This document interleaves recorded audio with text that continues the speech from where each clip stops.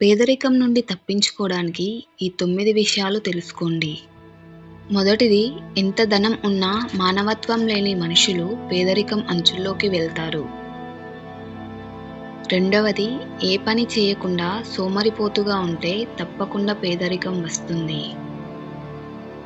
మూడవది, ఏ పని చేసినా తనకంటూ ఒక ప్రత్యేకత ఉండాలి.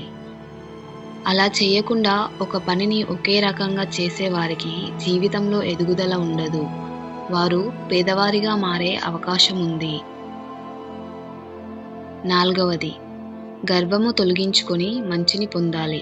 ఏది జరిగినా కాలాన్ని నిందించకూడదు. తన పనిని తాను చేసుకుంటూ ముందుకు వెళ్ళాలి. ఐదవది, కర్మ ఫలితం ఎప్పుడూ మన అదృష్టంపైనే ఆధారపడి ఉండదు. మనిషి చేసే కష్టం పైన ఆధారపడి ఉంటుంది. మనకు అదృష్టం లేదు కదా అని మనం చేసే పనిని ఎప్పుడు కూడా ఆపకూడదు. మనం కష్టపడి పని చేస్తే మంచి ఫలితం తప్పకుండా వస్తుంది. ఆరవది, ఎప్పుడూ ఎదుటివారి ఎదుగుదలను చూసి ఏడుస్తూ ఎదుటివారిని దూషించేవారు ఎప్పటికైనా పేదవారిగా మారే అవకాశం ఉంటుంది. ఏడవది, పని చేయడానికి భయపడేవారు ఏదైనా పని చేయడానికి సాకులు చెప్పేవారు ఎప్పుడూ కూడా ఉన్నత స్థానానికి చేరుకోలేరు. వారు పేదరికాన్ని తప్పకుండా అనుభవిస్తారు. ఎనిమిదవది, ఎప్పుడూ కూడా పేదవాడిని అవమానించడం, దూషించడం చేయకూడదు.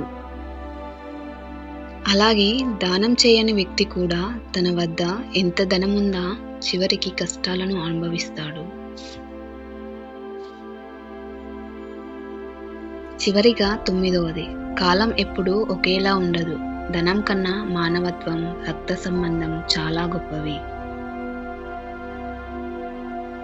మానవత్వం లేని ధనం మన వద్ద ఎంత ఉన్నా వ్యర్థమే. ఈ వీడియో కనుక మీకు నచ్చినట్లయితే లైక్ చేయండి, షేర్ చేయండి. మరిన్ని ఇలాంటి మంచి వీడియోస్ కోసం మా ఛానల్ని సబ్స్క్రైబ్ చేసుకోండి. Thank you for watching.